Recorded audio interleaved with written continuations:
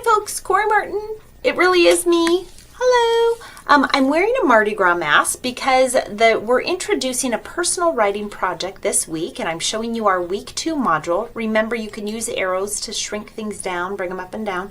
At the very bottom of our week 2 module, you'll notice this personal writing project. And the personal writing project, I'm just going to show you the prompt, which is, it's useful to take time to consider who we are and what shapes us. Describe a ritual or tradition that reflects on who you are and why is it important to you. This particular piece of writing is not due until October 14th. I only have it in the module for folks to start thinking about it.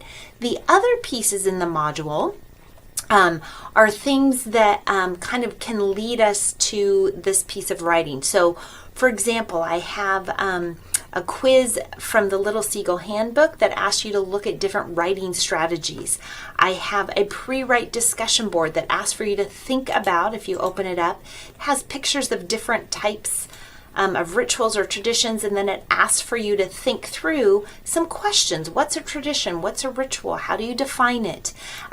There's a reader's choice piece in there that I'm going to ask for you to take a look at.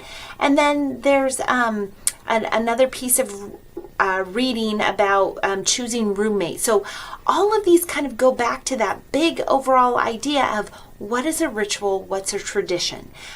So Mardi Gras, I used to live in New Orleans. Mardi Gras is a huge tradition, and within that tradition are lots of little rituals. There's parades, there's parties, there's certain clothes that people wear, there's masks, there's beads that people throw. That's a ritual or a tradition that I did not experience until I was an adult, but now I think it's something really interesting, and I've kind of brought it up here to Washington with some of my friends. You could have a ritual or a tradition in your family that involves getting a driver's license. You might think, well, that's not a big, huge holiday or anything. No, it doesn't have to be a huge thing, but waiting to get your driver's license might be a big tradition that's passed down, or it's a rite of passage in our society. It shows independence.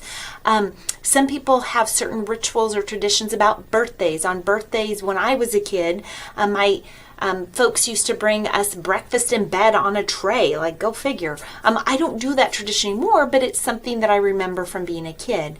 Some people have very specific religious holidays or a cultural holiday. A quinceañera, that 15th birthday, could be a huge ritual or tradition. So I just want you to think through some that are really widely known, some that are specific to you. One ritual that I happen to have is on a day off. When I have a day off in my family, someone in my family has to go bring me a cup of coffee in bed so that I can read my book and sit in bed with a cup of coffee. I have a special mug for it.